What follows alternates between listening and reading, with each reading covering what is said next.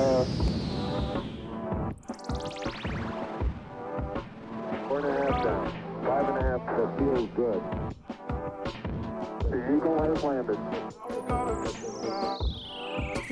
Altitude, velocity light. 8.5 down. 220 feet. We copy you on the ground. 3, 2, 1. Lift off.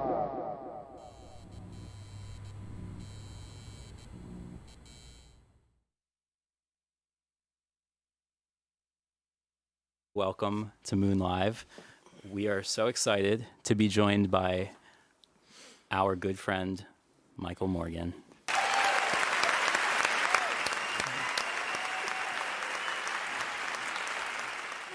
Thank you.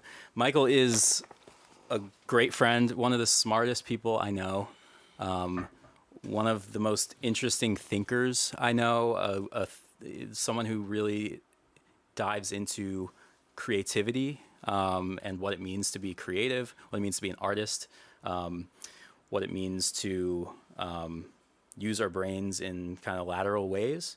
And we are going to do some deep dives into creativity, into his new book that he's working on right now, into some music that we've worked on in the past, and just all around excited.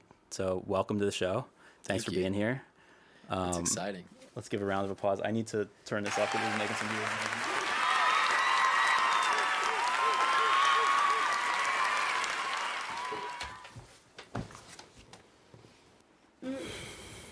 All right. So, Mr. Michael J. Morgan, how are you?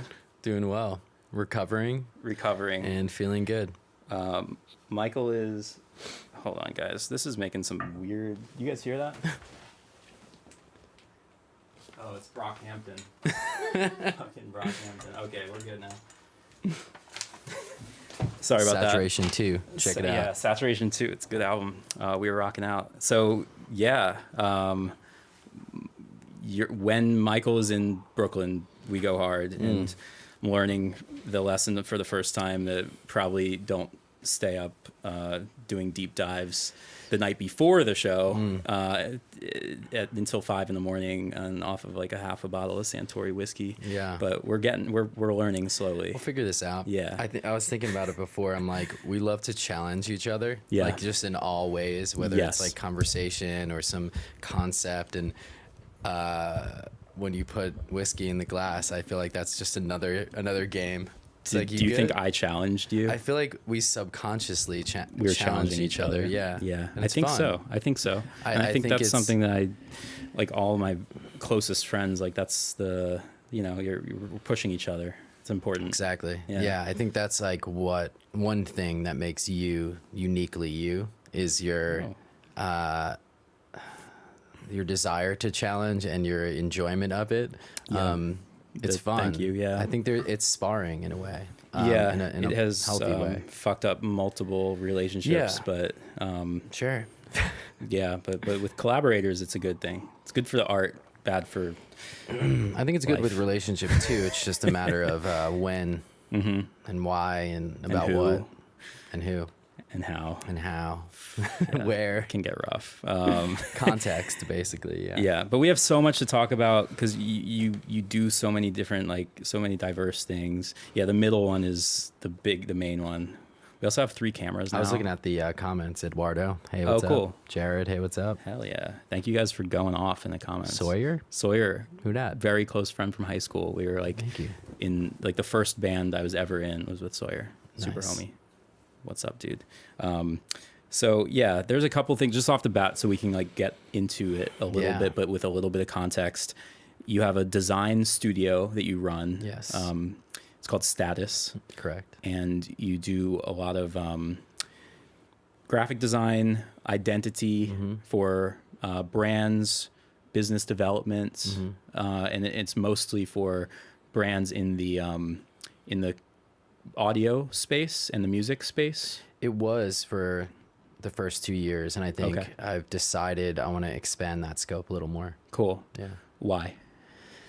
I really thought for a moment that niching down and like honing into like one specific market would be like okay with me, I guess. And it just is not me, you know. Right. Like you said, I do a bunch of things. I remember telling my dad, I want to like have, it's a kind of a weird metaphor, but this like buffet of life where you can just choose the different things that you're interested in. And I was so dead set on like niching down on this one thing, which is like, was so unlike me, but I believed that narrative for a few years. And then, I was like, is that really me? So that was one reason. I get bored quickly of like doing the same things. So I was working with audio engineers. It's like, yeah, I mean, I kind of know the process. I know how to help them. It's like the same thing. And I feel like you can maybe deliver more value incrementally, but how can I test myself, challenge myself, work outside of my comfort zone? That's something I'm always exploring. So Yeah. yeah. But regardless of even, you know, if you expand to other industries in the future, it's still part of your unique story that you started in the audio and music worlds. And now, and surely you have like some unique experiences from doing work in those fields. I was saying today, I mean, one major thing I learned and took away was this communal aspect of the music industry is different than other ones. You know, working with Fortune 500 companies, there is a very like productivity focused point of view. And I carried that into the music industry. I was like this weird fish in a big pond, neither big nor small, or just in the pond, you know, and it was disruptive, I guess you could say, in many ways. You were the disruptor. Yeah, not intentionally, just because of my existence and how I behaved in those settings. The words I was using, the way I was framing things, it was like not of the norm.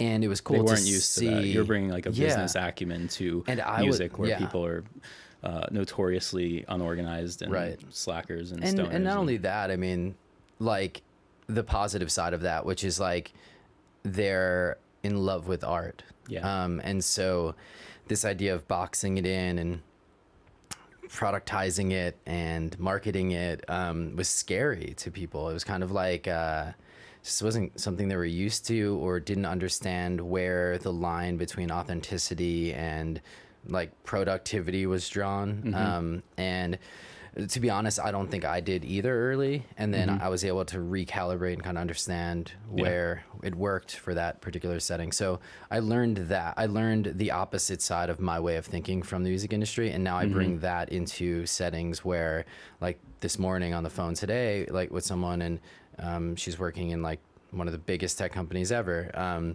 And the energy on the phone was so like, it was like, you don't want to know anything about anything that I'm doing or where I am or my day. Like, it was just like, show me the thing, you know?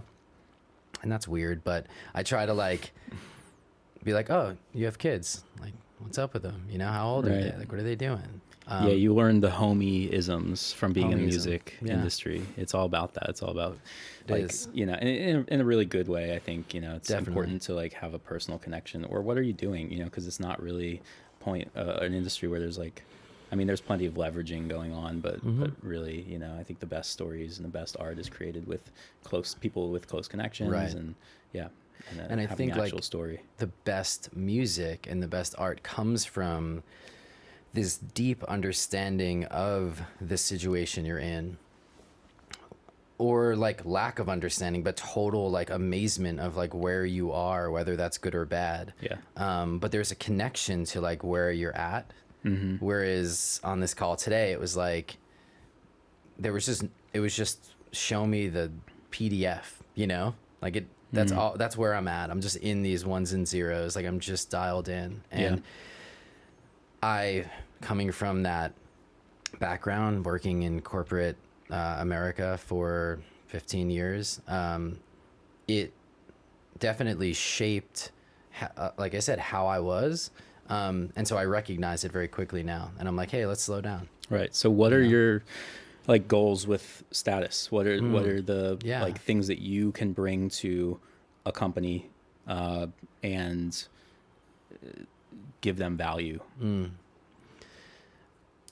I would say, one, I don't want to come at this and say I have the answer yet. I think it's a new company. It's a baby. It's 2 years old. I mean, I'm sorry, a little context, like you are known for doing like week-long excursions with your clients and like doing deep dives into like, you know, you'll have a client who's like, whether it's a company or like an individual, and you'll sit with them and drill down on like not just the business flow and like what does the like a new graphic identity like gonna mean for them, but you'll try to understand from like the deepest level of truth, like why they're doing what they're doing, what the point of the company is, and what value they're bringing to the world. Like really awesome things. And I just think that's so cool. I think like as a business owner, it's so cool to like have that opportunity. We haven't worked together in that capacity like yet, but like it's so cool that to just be given the opportunity to kind of take a step back, reevaluate everything from the ground Intentional up. agitation. Yeah, sure. Like prod a little bit, right? Is that part of what you do? You're a prodder? Yeah, I mean, I've been on some I've had some uncomfortable moments on calls where people were going through real life things that I remember starting a call one day and I'm like, you're not right. Like, let's talk for a second. Like, there's no reason to... Right about what? Right? Like you're not okay? Emotionally, you're not okay right now. You know, and I see it, and like, we could dive into the history of your company or whatever, but like, we're not really going to get the best output. And it's not like an efficiency based output. It's like, I want the purest, most truthful, honest to you, unego, tampered, layered with version. I want the most truthful. We talked about truth last night, like the most to the core. And when you're dealing with really big issues at home or something, you can't show up for that. You know, I don't even want you to really, if you need that time. So I was like, hey, like we don't need to do this right now. Like we're about to spend 6 hours together. Like we don't need to do this right now. You know, we'll figure out another day. And we pushed through it. There were moments of real, like feeling pushing boulders uphill sometimes, you know? Other times it's like, we're both pushing it up. Sometimes we're going downhill super fast. It's flowing, you know? But, you asked about what I'm trying to do with the business. Sure, so I remember when I was working as a manager, running design teams, like I always like to codify things, have like a system or a name or a process for something, just help me memorize it. And I thought of this idea of people, product, and process, and how important they are for like the culture of the company and the output and everything. People, product, process. Yeah. So people being both the customers that you're communicating with, but really the people internally. They're responsible for everything that goes out. The product. So what are you actually putting out into the world? What's the value of it? Does it have value? Can it have more? Can it be refined? All those questions. And then the process. How do you operate? What is the hierarchy in the organization? What are the processes that you're operating in at each tier in the hierarchy? And do you not want to have a hierarchy? You know, whatever it is, like what's optimal for your operations to make the people happy and satisfied and feel like they're getting everything they can out of a specific job, which has limitations always, but like, you want there to be joy. I think people want that. And then the output, the product, it's like kind of where the other side of the joy comes from. Is like, we're putting out something we care about continually. Do we continue to care about it? And do the people that receive it find value in it? So to me, when I approach businesses, it's like the assessment of all three. And then determining where you dial in. You know, sometimes it's all three. Sometimes it's just product based. Sometimes it's people based or process based. But there's always something going on, you know? So That's where I like to approach it. What are your favorite kinds of like breakthroughs, like breakthrough moments? Because I know you're still focused on the design side, right? Like it's a kind of, it started in Marketing design. Your and background design, is in design. Mm-hmm. So like, what are some of the most like inspiring kind of breakthroughs where you'll have a real aha kind of moment with somebody you're working with? Yeah, that get you fired up, you know? I love seeing people, like the customer's response to it, you know? Sometimes you're in the trenches and it sucks. Like, it really sucks. It's not fun. There's not joy per se. Maybe there's moments of joy, but maybe it's just grinding to get something out because that's all it could take. Like, it's all it needs to take and is all it could take. Too much joy might be disruptive to get it out. But anyway, you get it out, right? And you're proud of it and everyone's proud of it. But then you hear a reaction from a customer. I'm working with one client, and the project is like an Instagram marketing based initiative, building community specifically on that platform. That's where the music industry is. That's where their audience is. And so seeing certain reactions to posts that we're putting out, you know, Brian and I work together, he's a close friend of yours. And there's certain posts that really hit with people where there's like dozens of comments and like tens of shares and DMs and all that. And it's not about the number to me, but it says something, because not every post is like that. Yeah. It says that, like, yeah, you get what I need in this infinite annoying feed. Right. Like, you get it. Like, you know, like, that's what I wanted to see. And that to me speaks to all the other stuff. Because it's like, did everyone get out of the way when they needed to get out of the way? And was everyone in the way to investigate when they needed to be? Are the operations and process there? And then is the product right? And when there's that harmony, that's like, that brings me so much joy. I mean, there's some quotes I have on a case study on the site. I think I still have it on the site. But people just being like, I love what you guys are doing, or I love this brand, or like things like that. And it's like, wow, amazing. Like, we did it. Like, that's why I did it anyway, you know? That's cool. And then you often forget that after you do it so many times that, like, oh, right, that's what I'm doing it for. Right. You know? But from a client point of view, one of my first clients ever, it was the end of a workshop, and he was like, I just wanted to say, his name is Mike Kleba, teacher. I interviewed him on my live series. Amazing, caring, kind human being. Really, really love his existence and what he does. And he totally was like, stopped before we left and was like, I just needed to say, like, I can see where you're going. Like, I know, like, something great is there for you. And, like, to see you this early in the process is, like, the most exciting thing for me. And at this time, like, I have no idea what the fuck I'm doing. Like, honestly, I don't know. And I'm working through it. I'm doing my best, but I don't, like, know. Like, I don't have, like, a destination. And hearing that was... It's not a breakthrough. It wasn't a breakthrough for him. It was a breakthrough for me. Right. Of like, wow, the impact that I can have. He was like, yo, honestly, I was going to buy a MacBook Pro because it was about the cost of the workshop. And I didn't. I met you and I realized, like, I wanted to work with you. And I remember feeling so responsible for what I was doing, my product, you know, my people. That was a big breakthrough for me. And one client who is very disorganized, very controlling, very powerful in his ability and in his output, but very like not micromanaging, kind of wants to be the center of all information, which is really dangerous in an organization. As I'm sure you know, it's like you want everyone to know. Yep. I remember we did this project management exercise where we kind of mapped out what the whole year would look like in terms of marketing projects and when things could be printed and shipped and this thing and that, like all this stuff, right?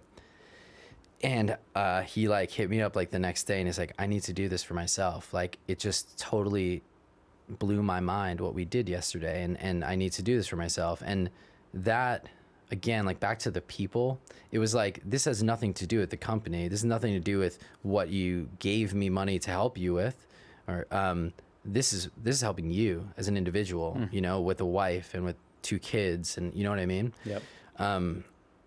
So that felt like a breakthrough in many ways. That's it was real. like, yeah, it's like what I bring here is actually not helping. Yeah. And if I bring something different, is what he ultimately was saying, it could help more. And when you see those little cracks, that's progress. And, you know, I don't believe we can control people, but I do think we could help lift them even in the slightest way. And that was cool to see. You like broke the fourth wall of the business house. Yeah. It's cool. Yeah. Nice. Well, you touched on this a little bit, and something like what from an outsider perspective, it seems like one of your biggest projects, or at least like biggest different projects right now, that you're uniquely involved in, is you're writing a fucking book. Yeah. Yeah. Which that's amazing. How did you just sit down one day and said, I want to write a book? I was a part of a podcast, and one episode we got into talking about process, and I got a lot of shit for it because it was like, yo, you're talking to artists, like, better be careful. It's like, yeah, whatever. I can do this. I'm going to talk about it, you know? So I really went in. I'd written a long presentation to give at my previous company that never actualized, and I had all this information and research I'd done about process, from like the history of it, like why we do it, and like different ways of thinking about it, whatever. So we went in for like an hour and a half about it on the episode. And then like maybe someone suggested it on the episode, or I was like, you know, I need to like put this somewhere. Like this needs to be codified and presented and productized. And then I started doing research, which I love to do. I started a live series, and I was like, let me interview all of my clients so far. We'll talk about our process together, and I'll talk about their process and how they work as an organization. And I'll figure it out. Like I'll come up with something about process. And Rory O'Flaherty, who is a host of the podcast I used to be on and a close friend, he was like, again, be careful. Like you're talking to artists, like you're talking to creative people. He knew I wanted to, but like if you start with process, it's not the right place. And I said, okay. I'm like, and I've been doing this practice where anytime I don't have the answer right away, I like go inward, and I'm like, self-compassion, dude, like you don't have to figure this out right now. It just doesn't need to be figured out right now. Because one, it's not important. To figure it out right now isn't important. Go with the flow. I will figure it out. It's going to come from somewhere, some conversation, some random ad I see, you know, in a magazine. Like, who knows, right? So I was like, I'm going to figure this out. So I kept doing interviews. Rory and I talked about it. And then I realized that when I was talking to people, there was just so much more about creativity that I was interested in. And so we went to like creative process, and that's where I like moved. Okay, the creative process. Well, what actually goes into that? Well, it's the self, it's other selves collaborating. It's like the work, and then all of the various attributes of the work, like what goes into work. But like first principle things like momentum, like collaboration, a word you hear a lot, language, these things that like deeply affect the process. And that there's so much in the last 5 seconds of what you just said to unpack, honestly. But that's interrupt me at any time. Amazing. I mean, this is going to be a serious deep dive. Like you have an incredible mind. First principle things. If you're naming collaboration as a concept, as a first principle, do you mean that is such, like you're just saying that the concept of collaboration is such the essence of that project that you're discussing, that's like a law of that? Yeah, I mean, role, I'm using first principles that poorly in this context. It's not the actual definition, honestly, in the context I'm looking at. I'm trying to arrive at first principles while investigating the book, finding as much truth as I can. The topics I felt like were, I guess you could just say they're the most granular view of the components that make up creativity that are not like, how do I mix? Or like, what is an EQ? Or like, if you were to zoom into mixing specifically, right? Like there is like equalizing, compression, like I want to go past that. I want to go under the surface of that. Like that stuff aside. what's detail there. And I was stuff. very confused by it. I was confused by my own idea, which was weird. It was like really uncomfortable. I was like, I have this idea. I know it should exist. I don't even know like what it's going to be. But again, I'm like, just trust it. Like, just keep talking to people. Yeah. And so I did. And then I met my co-author, Christian Wheeler, who is like came to me from the universe. I don't know. He listened to the podcast, heard some things I was saying. Him and I spoke, and it was like an hour and a half conversation the first time we ever spoke. And I was like, this guy needs to be involved with what I'm doing. I know it will help. I know I don't want to do it alone.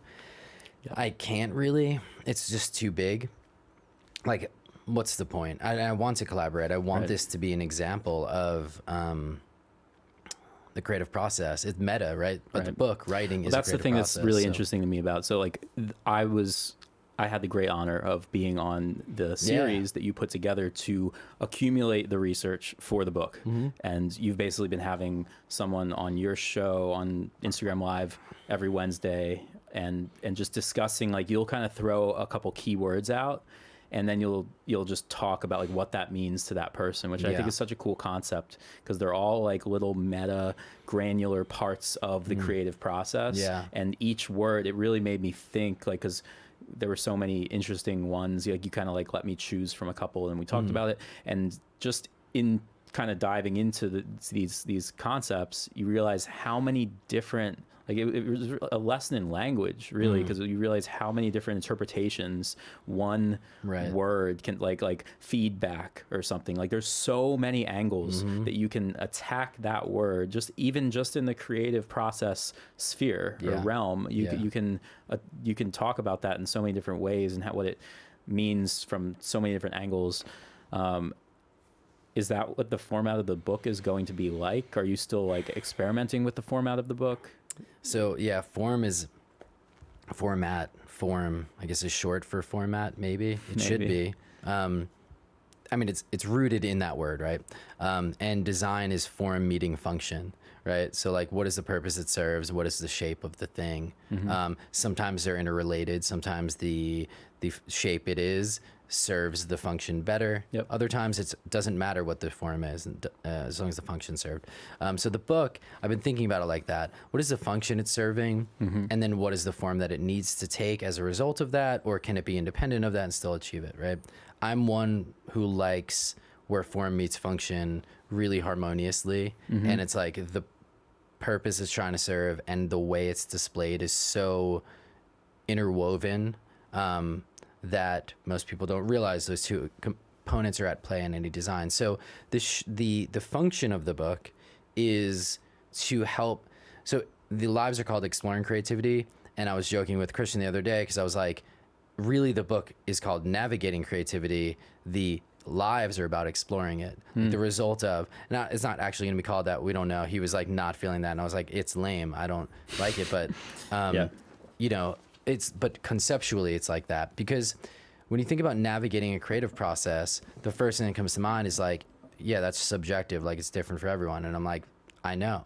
And that's my whole goal, was to not prescribe how you do this. It's to show the different components at play and the spectrums that exist, the poles that exist between each component. So like for a collaboration, can't even pull an example right now off the top of my head. Are you looking for an example that is? I'm looking for an example of one of the poles that, the spectrums that we've created. Okay. Because that's actually what the book is rooted in, is these different spectrums and how you navigate it depending on context. So like, it's not like, for example, working independently versus working as a group.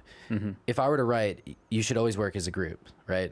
A lot of books do that. It's like, that's what you do. Like you wake up at 6 and you grind and and it's like, that's it. Like that's the life. And I'm going to deliver that to you and you buy it and then you come see me talk or whatever. And I'm like, well, that's not how this works. Like it just is not. I know personally, like I set up a rule and then I break it the next day. So you're not like, giving people the answer, is what you're saying. And I don't you're want not to. prescribing a way to attack creativity. You're breaking down each component of creativity and then talking about the spectrum that exists in that, within that, and all of the things that have been done in kind of the history of creative Right. humans. Yeah, and how Perhaps, to yeah. navigate that spectrum. Right. That's why I said navigating creativity. It's like how to navigate that depending maybe on the context you're in, but not by saying like if this then that. Again, like I don't want to be prescriptive. I want to Yes. show examples of how people decided independently to navigate it, because they don't always overlap. It's not always like this situation equals that, you know. I would love to find examples that are exactly the same but navigated differently. Let's do a off the cuff. This is not, there's Sure. nothing on this about it, but I'm just curious. So like, I'm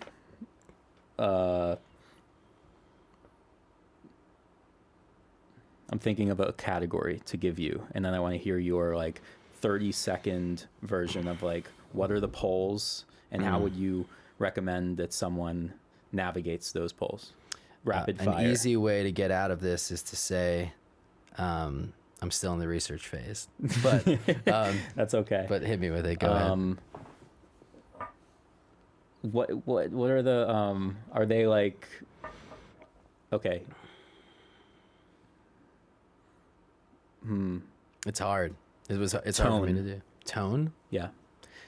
You could say, you know, well, what is the spectrum of tone? You can be completely silenced and complete aggression, noise, signal versus noise, right? Yeah.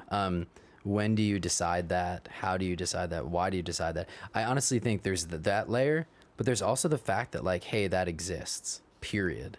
Like it exists. And to know It has a tone. like when I found out that there were different learning styles, I was like 20, first of all, which I feel like it was way too late. Maybe they showed me as a kid, but I saw it later and was like, oh shit, I'm a visual learner. Like that's why I used to draw things.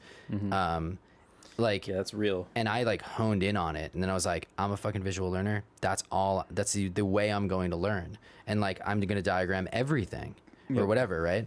And that helped.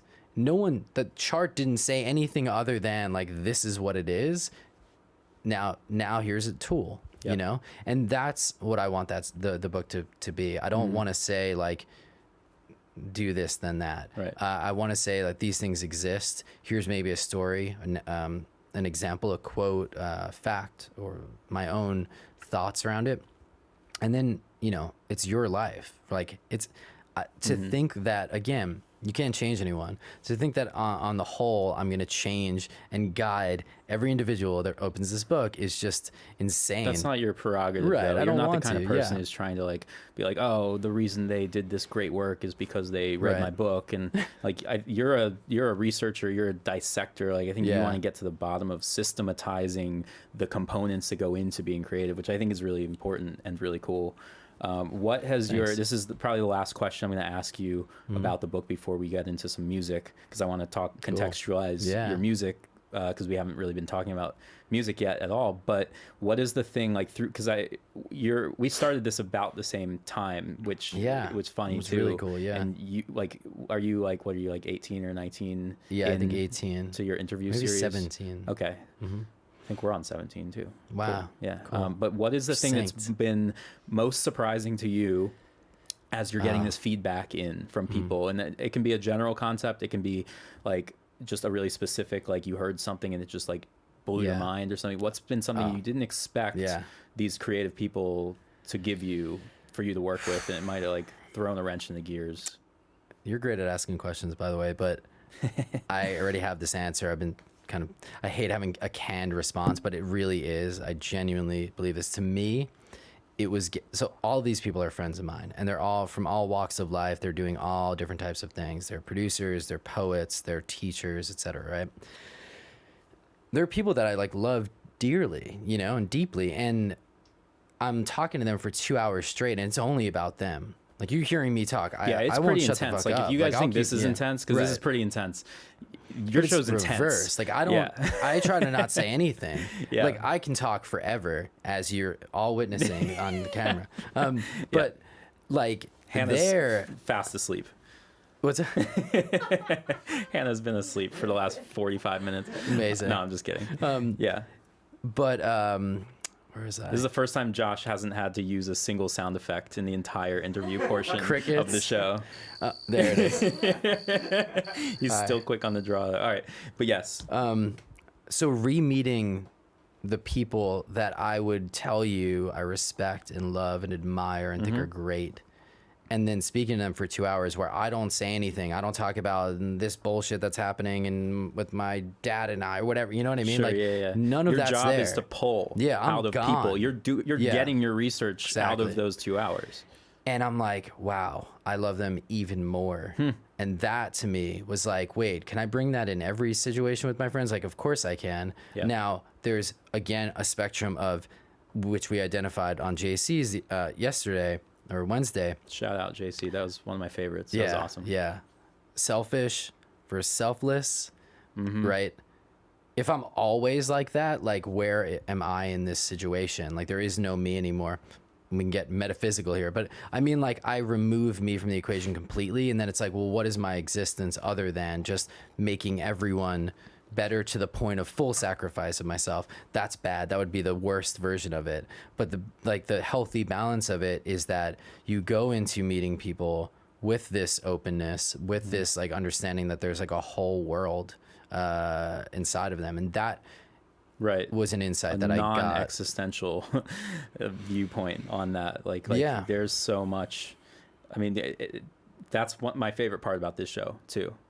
Besides all the wonderful, beautiful people who get the opportunity to work with, it's like it's such a great excuse to just learn more about people, because you learn stuff just being people's friends, but not like, it's an opportunity to really drill a little bit deeper and get some different kind of things going. So that's cool.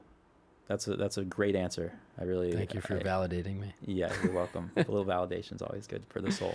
Round of applause for validation. Hell yeah. So we met. Everybody okay? In there?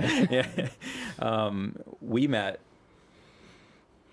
in a musical context. Right here, like over There, 6 actually. years ago now. Yeah, Like 2015. 2015. Yeah. So, you're a songwriter. You're an acoustic guitar player. Drummer, bassist, the whole thing. Yeah. Yeah. I didn't even know that. Yeah. Okay. Well, I knew you were a bassist. But, Cool. Okay. But the It's because I look like a bassist. I'd peg you for a bass player. Yeah. For sure. Why I don't even know what I'm trying to ask here, but like, where do you place your music on this scheme of like you're obviously very interested in creativity. I'm having I didn't know how analytical you were gonna get about the creative process, which I think is so awesome. Like you're going down this cool path. Do you view your own music differently now that you're thinking about creativity in this way? Like, are you your own guinea pig as a music producer, music maker, songwriter, or do you keep these two parts of your brain completely separate? It's sociopathically separated. It's just so insanely removed from each other intentionally. Like I started learning music when I found out my mom had like 6 months to live, and it was an escape.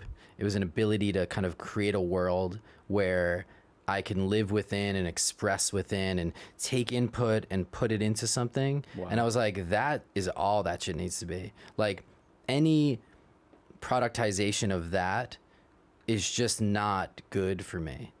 It can be done, and I've tried it to my own dissatisfaction. Like I wasn't happy about it when I did it, because I was like, that's not why you do this, man. Like, but you get in your ego state of like, well, what if people really fucking think I'm cool, you know? But that wasn't they the don't. intent. So yeah, right. Right. So anyway, so I've always kept that separate. Yes. Now, what is the learnings from exploring creativity? How has that had an effect on the work? Yeah, how you've made music since you started this this project. I think there's just I also don't make music that much. So I'll say that. Like 2015, I wrote a record. Then like 2018, maybe I wrote a record. And then 2020, I wrote a record in quarantine. So did everyone in the world. And then, that was it. And then in between, I'll write songs here and there. Yeah. I wrote kind of two records in between. It's fairly prolific. It's not like you write a song every decade or something. Right. I mean, that's like still a lot of songs. Yeah, but they're interesting. They're like the way a poet might write a poem. Like, no, like the way a regular person would write a poem or journal. Okay. I think it's like the way a person would journal. Like, right. Okay. It's kind of unpredictable. Some people have journal process. I did for a while and it was amazing. Highly recommended. I need to get back to it. But with songs, it's like, oh, dude, you're just in something that like you either cannot communicate with that person yet about, or maybe you did, maybe you're in the middle of it. Maybe there's fear or stress or sadness or whatever. I write about those themes. I guess it's tied to when I learned it. Mm-hmm. When I learned how to play was a very dark time. So I've kind of always brought that in. So like when those things are happening, it's like, oh dude, I'm your little buddy. Like pick up your guitar and I got you. Like that's what it's going to be. Yeah. So I've kept it there. And that's a reflection on like the kind of outlet it is for you. Yeah. I think like what you as a human, as Michael Morgan, like what is your, like that's kind of like reflective of what the purpose maybe of the music is. Like how does it serve you? Mm-hmm. And yes, how does it serve you? It is selfish, right? It is in that way. And again, that spectrum, right? I make music selfishly when I try to do it selflessly, like where I'm like, this is for everyone else. What does selflessly making music mean then? Again, working concept. Yeah. But like this idea of just doing it only for other people. Yeah. Like I'm only making these songs for other people. Anytime I've tried to do that. Say you could argue that would be more selfish. You know? True. Meta. Because if you're making art for other people, you're kind of prescribing your art to other people and saying that other people need to hear or see what you are doing, right? Right. That's a good point. I'm not trying to just I guess play devil's advocate, but that's an interesting concept because right. What is art? You know, who are we doing it for, or what are we doing it for? Is it like, I don't know if it needs to be placed on the spectrum of like such terms, like terms with such connotation, whether it's like for ourself or for any external purpose. I think it's more intention just for ourselves. If you're going in to it, it's where you're dialed when you're going into it, and when you intend to make a piece is kind of what I'm saying. Is like when I go into it, I'm like, I've literally written full-length records that no one has or will ever hear, like fully produced, drums, bass, like the whole thing. And I'm like, that's cool, I love it, and I listen to it. But like, that's what I mean, like that I'm like that far down that path. I think the ultimate, you know, the ultimate side of this, wow, it's a deep concept. It is. There's a lot to what you just said. Because a lot of in my history, my industry, what I'm doing, and in the way I've thought about this, so much of it is, so much of my thinking is based on how will this be received, and can I affect how can I affect the most people possible with this? Yeah. And there is like, that's such a polar way of looking at that. Right. I think for me, I don't know if it's selfish or selfless, but you know what I'm saying? The names are wrong. The labels are wrong. But to that exact concept point, is right though. Yeah, it's not. Yeah, the names imply such a positive and negative that's like not fair to the concept, I think. Yeah, no, we did it on the fly on the live, and I was crowdsourcing the labels while we were doing it. But in my notebook, I shorthanded it as that. It will definitely be improved because it's not the right label, but the intention's there. Interesting concept. Yeah, you know, and I think the polar opposite of that way of thinking of like, how can I make something that's like not dumbed down, not the lowest common denominator, not watered down like for accessibility, but how can it like just affect the most people? There's something to that, perhaps. Oh yeah. But then there's also something to, I'm going to shut the blinds to all of that. I don't give a fuck who's gonna look at it, listen to it, judge it, whatever, and I'm just going to make something that's coming out of my soul directly, and just like a one-to-one flow state. This is how I'm feeling. Right. That's very interesting. You know, it's like, I think the editing process of art, especially the kind of art that we make in music, because it's a lot different than visual art, is like, it usually starts internally and then is edited with more of the external thought, at least the way I work. But I mean, everybody works differently. I don't know if that's necessarily a valid concept, but it's interesting to talk about, you know, the phase. Well, that's actually exactly on target with where we're going with the book, is that there is a moment of self, or whatever we want to call it, for others, internal, external, right? These spectrums aren't one, and they're not static. Over time, different events happen. It might be the editing phase. It might be when you're on stage. That, where it's dialed in, is going to change. Yeah. You know, contextually, the context is going to change how you calibrate. Yeah. Right? It's like a dynamic EQ, right? It's like it's calibrating based on context. So, yeah, I think like for me, it's always just dialed that way. It's the easiest, most free version. Free as an open, like that I can create for myself, because I don't need it to produce anything else for me. Yeah. So that's kind of why I've arrived at the place I have with music. I love it. I love the people that make music. I love music. You know, I'm thinking about Dua Lipa. She has an amazing record that came out called Future Nostalgia. It's a great album. Excellent. Great vocal performances, great songwriting. That's like for the world, you know, that record is for, and it is, I mean, it's charting still, and it's internationally, like, I think it's number one in a lot of charts. So but it's who's to say that because it's doing well, that was the it's intention. well received. Okay. You know what I mean? It really is a record for the world. Like, it's not fact. And it was released. Clearly a fact. yeah. You know, it was released. Like, my record was not, you know, intentionally. And it's like, and I love that it's for the world. It can, oh, sorry. Edit that one out. Did you apologize to the microphone? Please apologize to the microphone. Sony, I'm sorry. And I'm also sorry about that 360 sound thing you guys had. You know about that? No.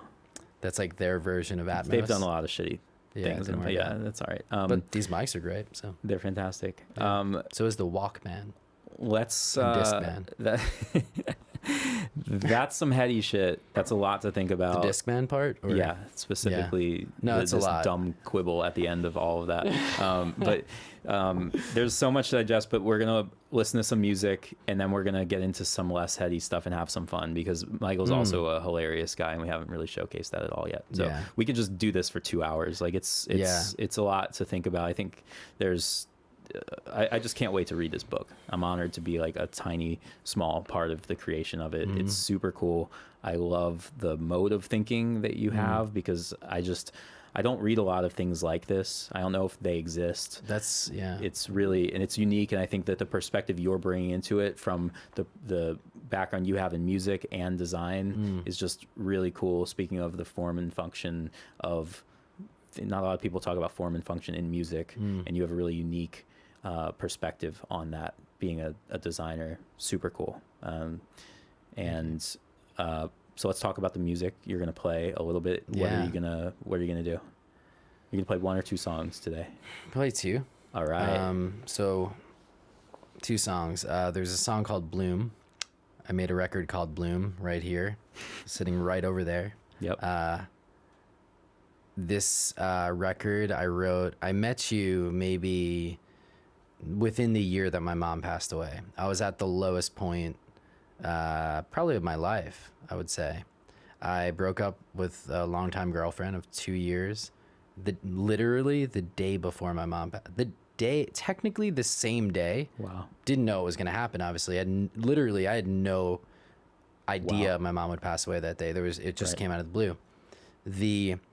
We broke up like at like 3 a.m. Okay. And then the next, like 4 a.m., she passed away. So it was like no relationship, you know. I was really close to my mom. You know, it rains, that was gone. it pours. It poured, yeah. And wow. Again, then right to music. Actually, I drove home, went to the hospital, was there when she, you know, gave her last breath, and it was insane. It changed my whole view of how this whole life thing is. And I went back to my apartment, which was in Long Island City at the time, and I was went to where were we? Long Island somewhere, I forget. So drove there to the hospital and then drove back the next day. When I was in the room packing up my stuff, because I was like, I'm going to be with my dad for the next however long to literally sort through bills that are lying on the table that my mom was working at that day, you know? I was like, I got a lot of shit to take care of. So I go to the apartment and like, now girlfriend had moved out. There's like nothing there. It's like weird, dude. It's like an empty box with like a bed on the floor. And like, and then my guitar's there. And I was like, Dad's waiting in the car. I need a minute. And I like hit record. I think I like wrote like 30 different ideas at that time. And a few of them made it onto that record. And Bloom is the last song on the record. And it was sort of towards the end of this initial shock of depression and trauma and loss, and where I was like, there's a book of poetry from Tupac called like A Rose Grew from Concrete. I believe that's what it's called. And I got it as a kid. I was a huge fan of his, and I remember reading that. And that is actually, that title and that book is what inspired the idea of Bloom, like the flower, this emergence from complete shit, you know? Yeah, I mean, it was Bloom. I wanted to end the record with it because I wanted it to be a message to myself and to other people, but really a message to myself that like, it's going to get better and life's short, and like, don't be as stressed as you were leading up to that. Don't carry all that weight. And like, yeah, things will get better. Like you'll regrow. And I feel like I have. It's been a very long time. I do feel like I have. So I want to play that song. Beautiful. Because it was recorded here. I can't wait. I mean, we worked on this music together a long time ago, and it's really beautiful to hear now after we're kind of reconnecting this perspective of how your perspective on it has shifted. Your, you know, I really can't wait. It was a really, really powerful album, and it was really powerful for me to work on it. So thank you for that experience, and go check it out. Bloom is coming up. Yeah. Cool.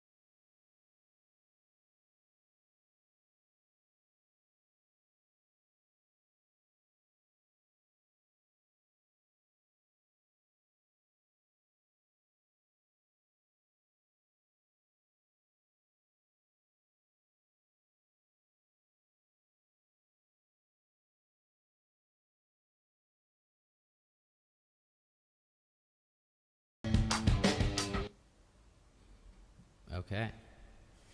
The song's called Bloom.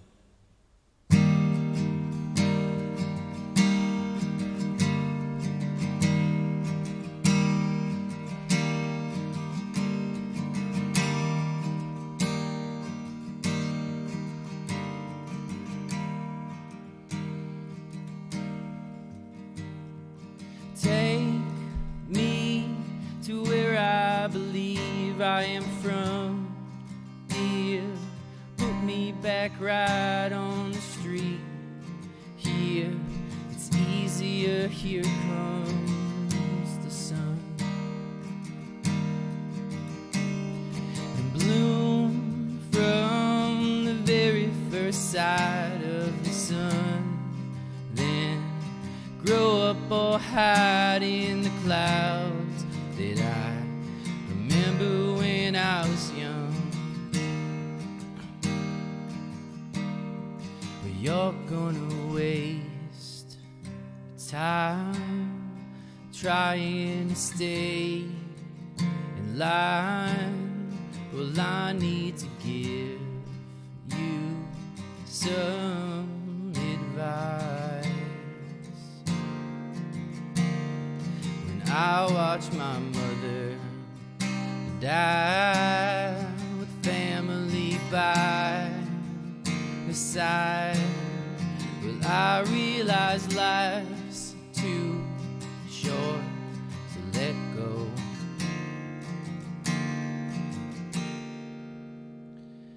Take me to where I believe I am from. I'm alive now.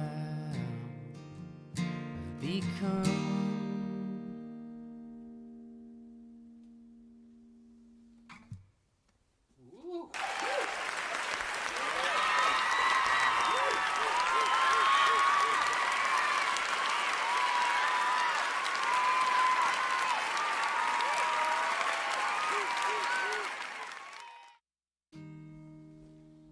You want to do another one? Okay. It's fucking gorgeous. Thank you. What a Thank you for honor that to song. hear it. I haven't heard that song live in here since I've you been were here. rooftop in Long Island City on July after we 4th. finished the record. That was July 4th? Think so. Wow. Yeah. Like almost 6 years ago to the day. Yeah. Will you do another song for us? Would love to. Would you guys want another song? What does the YouTube audience say? What did the YouTube audience say? YouTube, what do you got? That's them. That's their Oh, that's advice them. from Wow. home. Yeah. Oh, we got some woos in the booth. All right, cool. So tell us a little bit about this. This song is called Ain't Enough. It's on my most recently released record called Birds. It was a self-produced thing that I did. This song, what is this song about? There we go. More. Yeah, Ain't Enough. It's about kind of being in the wrong place with in the wrong relationship, the wrong time, and, you know, wanting to get out and also being afraid of like what that means. Yeah, I think you'll get it. The lyrics are pretty spot on. You'll figure it out. All right, thanks for being here. Thank you, man. This is Michael Morgan, song number 2. What's it Ain't called? Enough. Ain't Enough. Yeah. Take it away.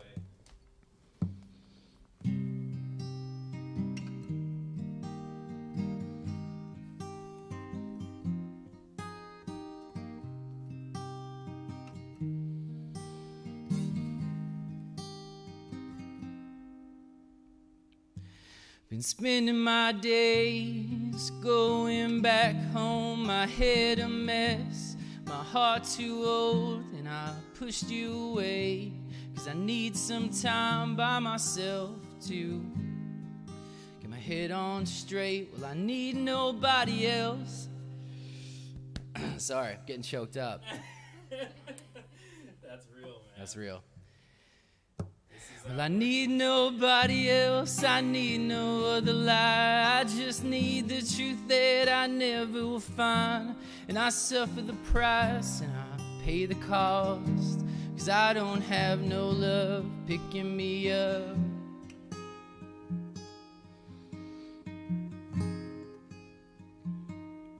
or will I die alone? Or will I die in love? Don't let me die alone.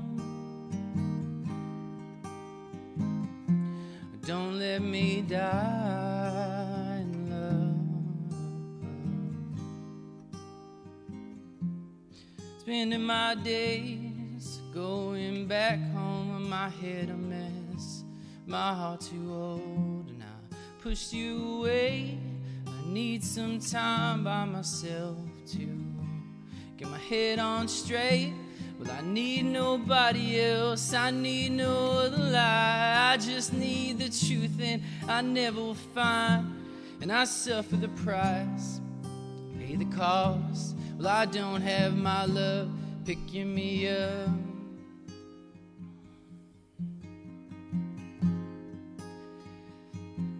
Oh, will I die alone? Oh, will I die in love? But don't let me die alone, no, no.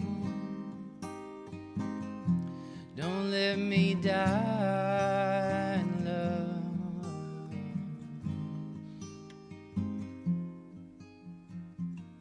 When I wake up with you, try to tell you, why can't I tell you the truth? Why can't I leave it behind? Can I open my eyes? Can I give you more breath? Can I turn back the time? My love ain't enough, my heart ain't enough, and where will I die?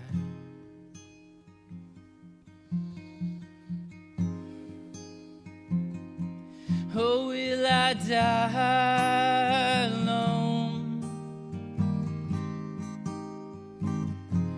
Or will I die in love?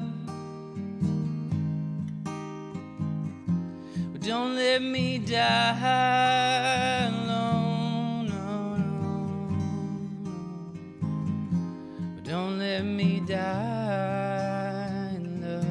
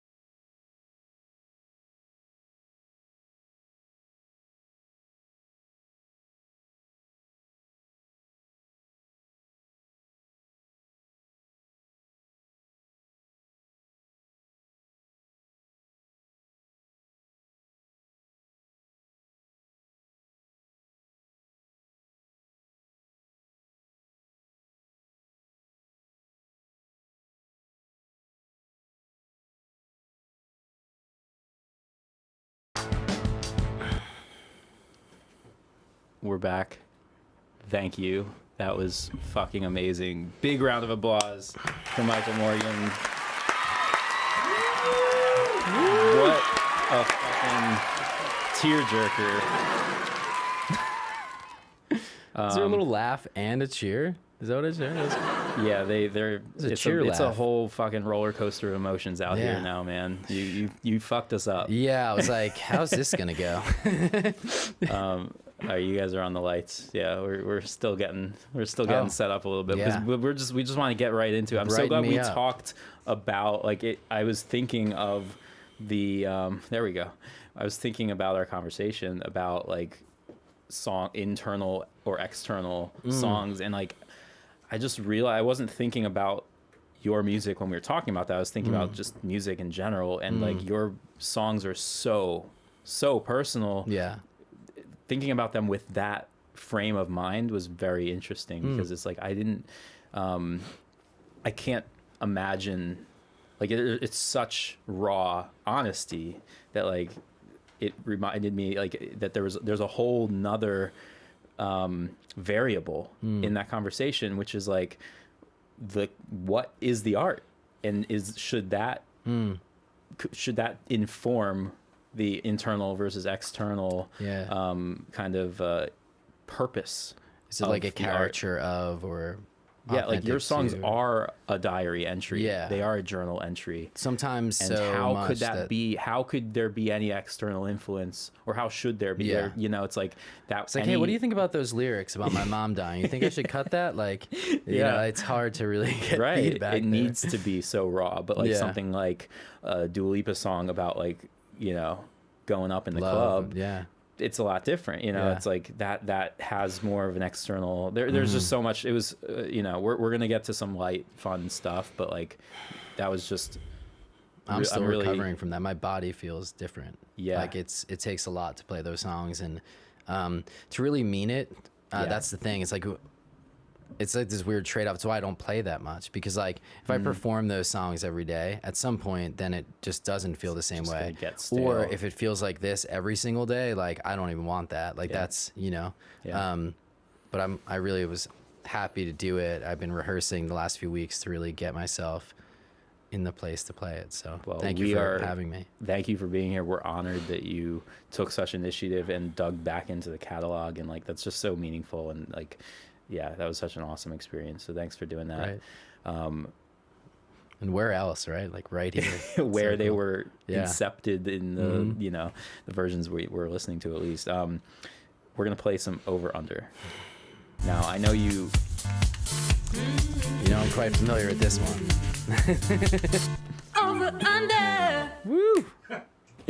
Sick. Is that you? That was Hannah, actually.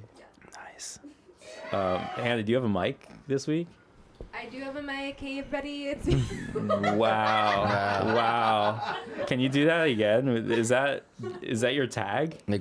I can't wait for her live performance of that everybody, song. Hannah's on the mic. Yeah, that's cool. That was awesome. Okay, well, you just heard from Hannah. You heard it first. You heard her here first.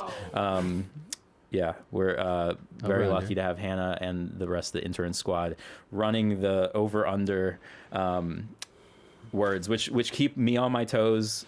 Oh. And because I know that if I'm on my toes, you're definitely going to be on your toes, because I've never even read these before. But let's get into it. So, number one, you know how this game works, first of all. Okay. No, kind of. You say whether this is overrated or underrated. Okay. And through that, we end up able to engage in a discourse about possibly unrelated and possibly funny things. So number one is midnight seances. You definitely knew that one. You said it to me. Mike, how do you spell seance? I'm like, what? Why are you asking me that? That was the only one I contributed. Midnight seances. I don't feel like they do them as much anymore. Maybe underrated. They don't do them like they used to. They don't That's do them for like damn they used sure. to, for sure. All right. Yeah, bring out those Ouija boards and stuff. Go nuts. Oh, shit. Candles. Is that what a seance is? I don't know. Ouija board? I've never done one. Okay. Maybe I should. Maybe we should do one right now. Yeah, I'm in too much of a vulnerable state for that. I don't know what the fuck will come out of you. It's Yeah. my demon. Spirit. Oh shit. Okay, maybe so. Yeah. Number 2, paper straws. Oh my god. Sorry, turtles, but get them the fuck out of here. They're the They're worst. so bad. Yeah, Killing they it back are there. the worst. They're like You good have for you have 2 2.5 sips. seconds to drink your entire iced okay. coffee. I'm down for it if like they also come with a count, like a timer. It's like this thing's gonna fucking dissolve in Countdown your drink timer in for 3 seconds. Yeah. Like, It's go. a detonator. Yeah. Like, dude, the straw's just like done. That's Yeah, it. That's a Just limp done. straw. Yeah. Limp straw. Okay. Love that band. They're from Long Island, right? They were, yeah. Yeah. Number 3, Twilight. The movie or the time of day? Open for interpretation. Ooh. The movie, I haven't seen enough of it to really know. But Robert Pattinson, he's going to be Batman, so that's pretty dope. No shit. Yeah. I think that's going to be well received. Well, like, because bats drink blood, right? Do they not? Oh, yeah. Do they? Yeah. Sure. Vampire bats. Yeah. I feel like that can't Wait, be true. so he was a vampire turned bat turned Batman. It's connected. It's connected universe. They're all in cahoots. I This think is the time of secret day, Hollywood shit. because I experienced it last night with you Yeah. on the fucking balcony. It was so romantic. So romantic. The garbage morning, really. truck coming by. Yeah. The dude screaming in the street. No, it was cool. And I was like, I have to be up in like True an Brooklyn hour. Twilight. Yeah, but that was great. I felt like Robert Pattinson in that moment. So, well rated. Okay. Well- Underrated? I don't know. I don't think people underrate Twilight. The time of day. Right. Anyway, next. Okay. Next. Manscaping. How do you answer that? Do it. Oh, somebody has a... Oh. Oh, Sawyer. Okay. Only vampire sure. bats drink blood. One species, I think most bats eat fruit and bugs. Yeah. So vampire bats kind of like gave Only them a... Wait, there's bad such name, thing as but- a vampire bat? Yeah. But like... Shit. Like in real life? I don't think Batman drinks blood though, right? Can Nah, somebody he doesn't confirm even that? kill people. Yeah. Wait. There's a real bat called a vampire bat in real life. In this life. In this world. Shit. That's scary. I know. Manscaping. Manscaped, do it. If you have the time. I don't know. Make the time. Make the time. Make yeah. the time. Is it over or underrated? I think the scaping.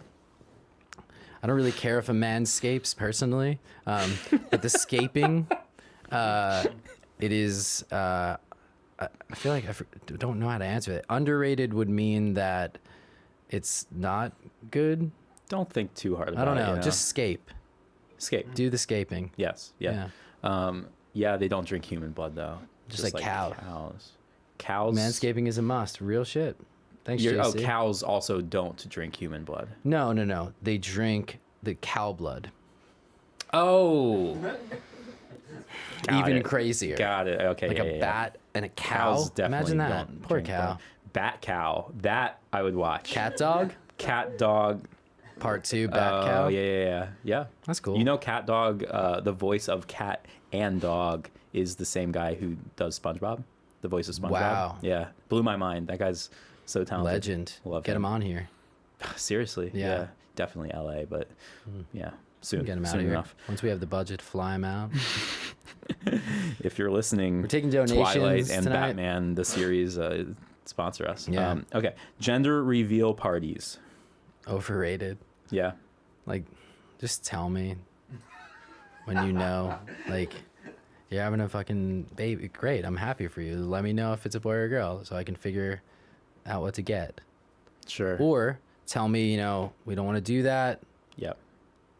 I'll buy you a neutral shirt. I like Or- that. Yeah. Let them decide. Yeah, like I have a friend in Germany and she was having a baby and I was like, boy or girl. She's like, well, if you're planning on like getting a gift, I love how like direct Germans are. It's great. It's like, planning on getting a gift, because I know that's why you're asking, basically. Like, why else would you give a shit? Right. Yeah, like, why the fuck are you know? You're trying to check this off the list. Yeah. Okay. Like, checking in.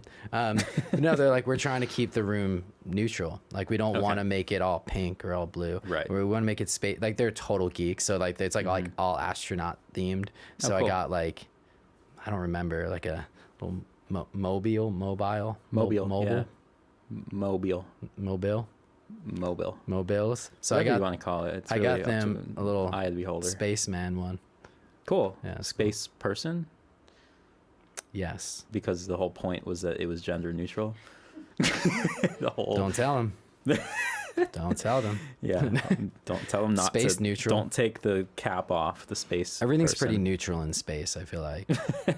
Yeah. You know, it all evens out. Gender parts don't matter up there. Imagine it. There's a lot okay, more to think about. Okay, than, so gender reveal party in space, underrated.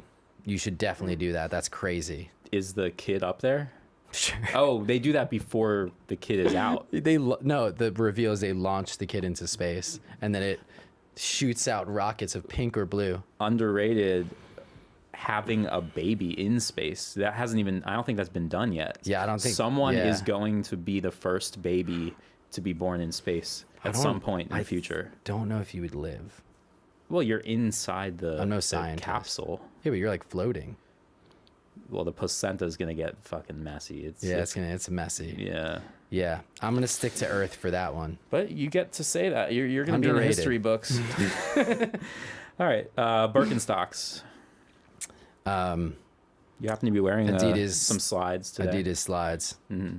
The Birks are cool. They're coming back. Yeah. I think they were overrated for a time. Mm-hmm. Like they peaked and then they were totally underrated. Now they're starting to creep back up, and good for them. It's cool to see a business be able to do that. I really like the Adidas slides. You could see they're wearing out, but they're great. Nobody's manning the cameras, so can you just contort your leg real as high up as you possibly can? There we go. Yep. You can see right here it's starting to fade. That's how much I wear them. Mm-hmm. I wear it till there's nothing left. Very vintage. Just trying to be conscious. We have it seems like a common theme here. Baby? Well, the next one is parenthood. Are you okay, Hannah? This is like when like Target knows that you're like having a baby and they start sending you baby emails. Like you hear about that? That happened to someone where like the 'Cause they algorithm know? figured out that they were pregnant from like buying. Oh, for sure. history. They know way Yeah. crazier things than that. Well, I'm just saying. You're That's like one. on babynamegenerator.com. That's how you can tell and then, like, that they're she's like, pregnant psh, because she's writing all these questions. that was the That's joke. what I it didn't want to is. say it, but Yeah, it's not me. okay. And she not only is she expecting now, but Now she needs needs to know. our answers to guide her through Parenthood. the Is process it overrated of parenthood. or underrated? We have It's a very important absolutely responsibility underrated. It's here. so important For who? for the child, for society, for Parenthood is pretty important for that child.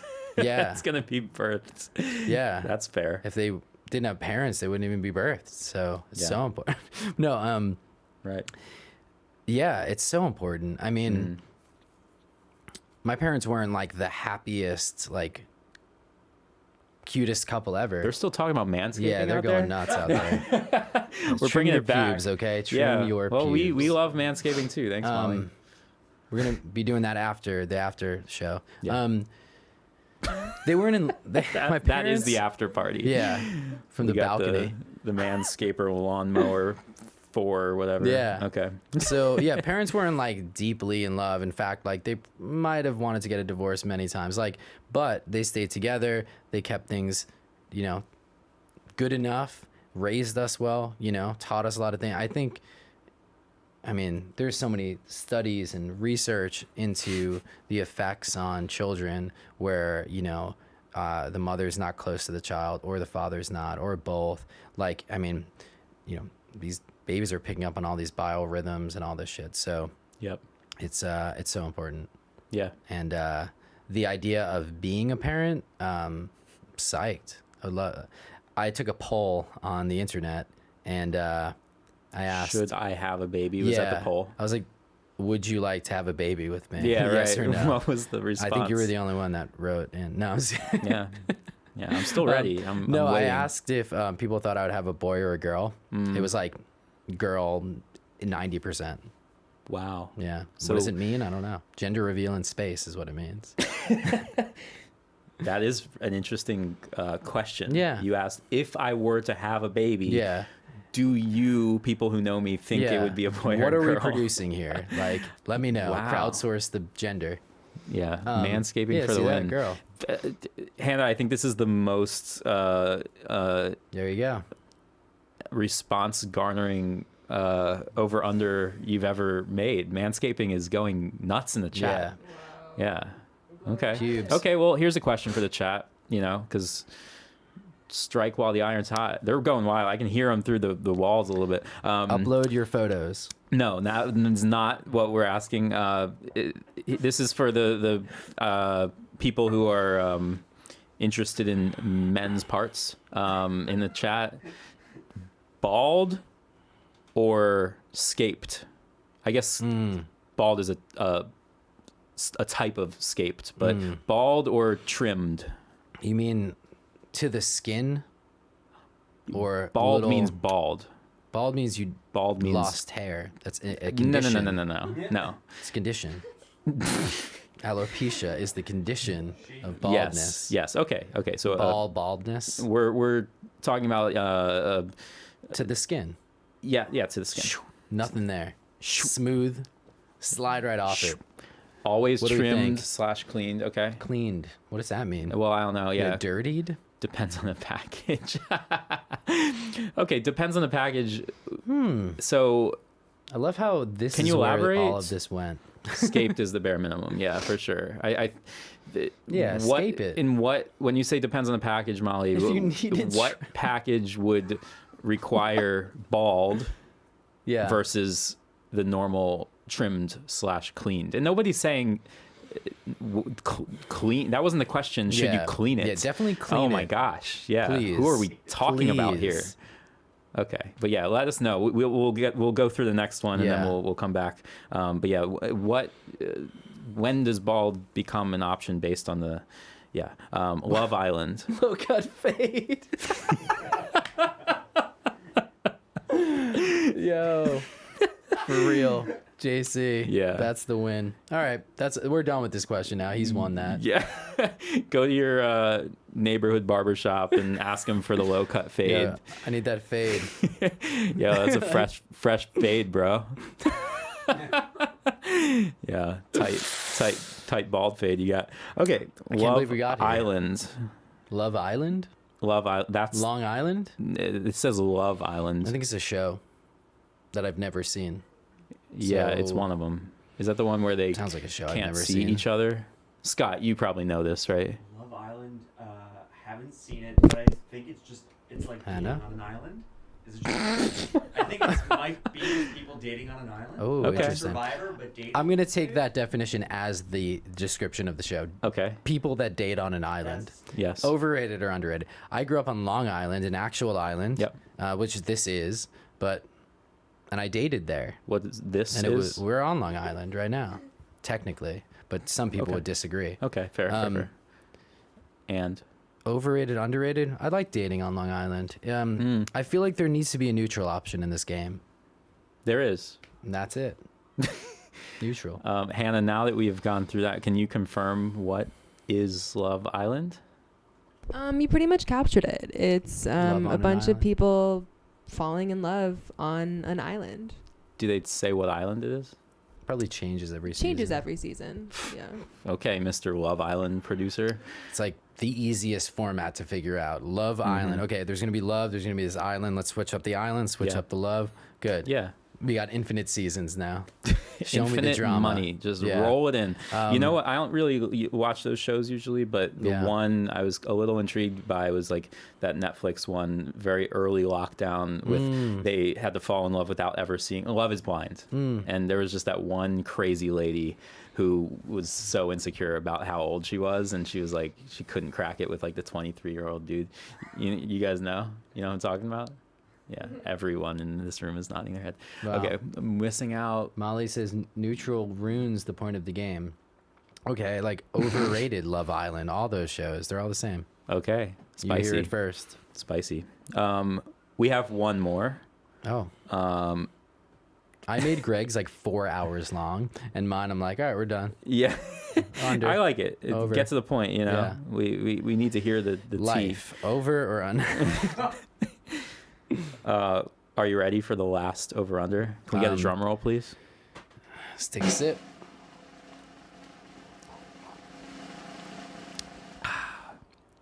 An eye color that's not brown. Let me repeat. An eye color that's not brown. Underrated? I like other eye colors. Okay. That was a weird one. That was really oddly specific. And I feel personally attacked as having an eye color that is brown. Right, Yeah. right. You are a brown-eyed person. I am. Brown-eyed Brown-eyed boy. girl. Cue it up, don't, because we'll get taken down. Okay. It's time for the animal fact of the week. Ooh.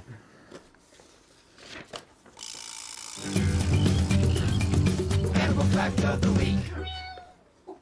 The animal fact of the week this Yes, week like that. is brought to us by Chick-fil-A. Thank you for sponsoring us, Chick-fil-A. And the fact is that cows drink human blood. It's a little known fact, but cows actually really enjoy human blood. I thought it was semen, Really? because like we Human kind semen, of do or- that to cows. Not really. It's not semen. We do. What? Can you Cows explain drink that? breast milk. That's what I meant to say. Human breast milk? Yeah. And we drink theirs. It's a mutual exchange. You didn't know that? It's a Oh, real so we fact. trade them. We trade milk. Our breast milk Yeah. for their breast It's milk. just like an ecosystem That's of nice. milk. Boo! Chick-fil-A is homophobic. Ooh.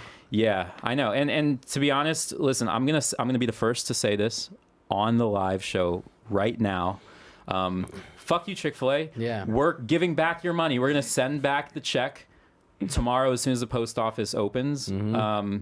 That's the last time you're gonna sponsor our show. And that was a shitty animal fact of the week. I don't even think it's true. So fuck you, Chick-fil-A. Talking Yeah. about my yeah. They're Cool. going off in the chat about my astrological signs. How did they know?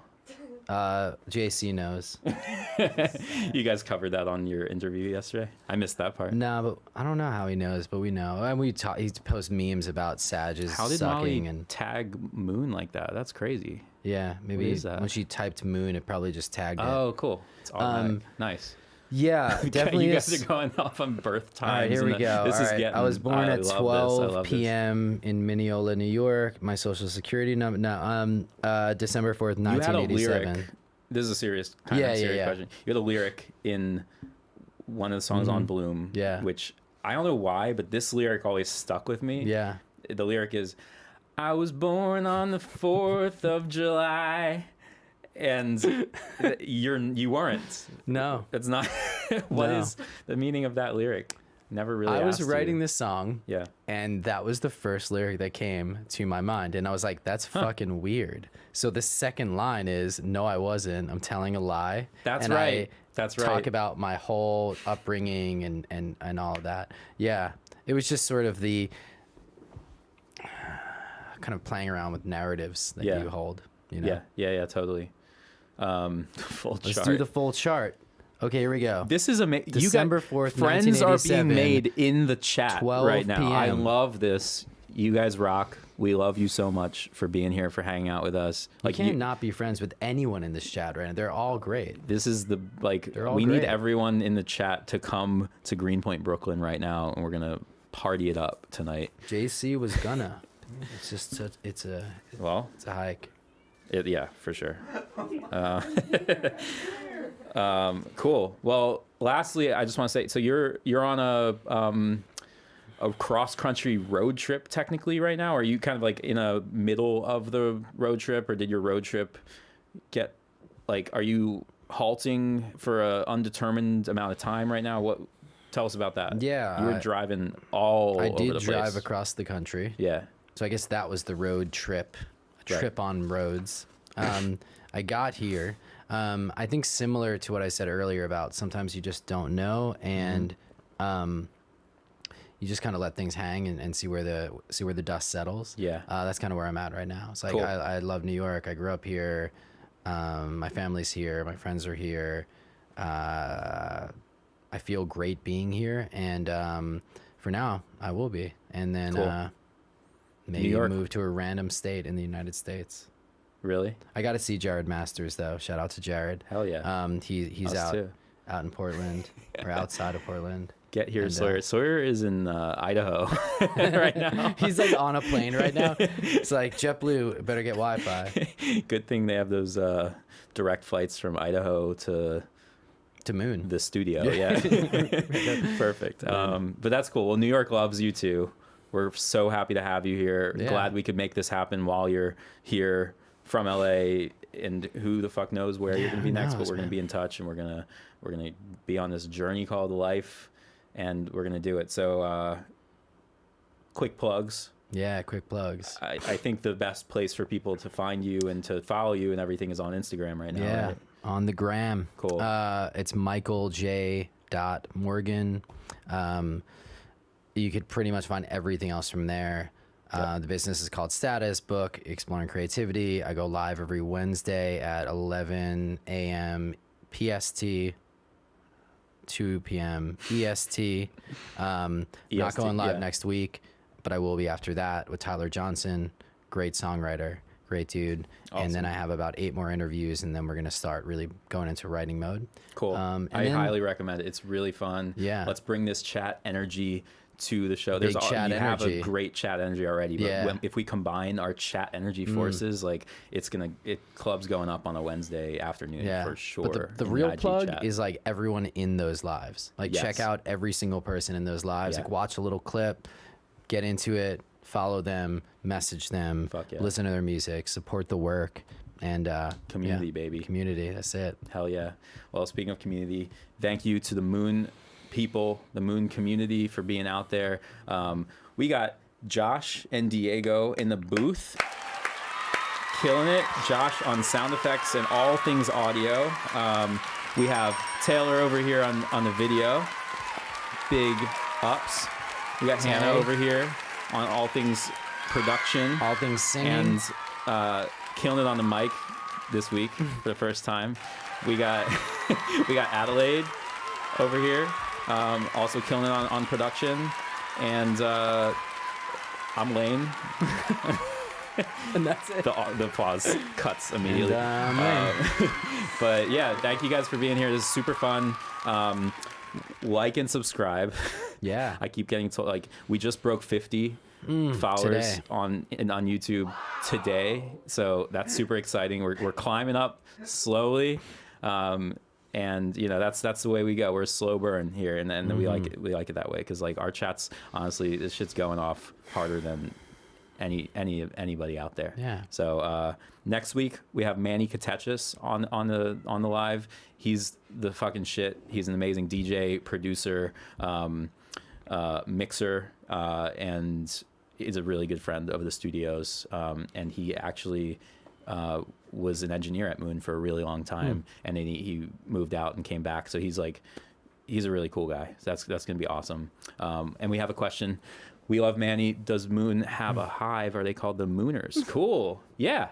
Now they are. Fuck yeah. Moonettes. I was thinking like Moonites. I think we toyed around with for a little bit, but yeah, for sure.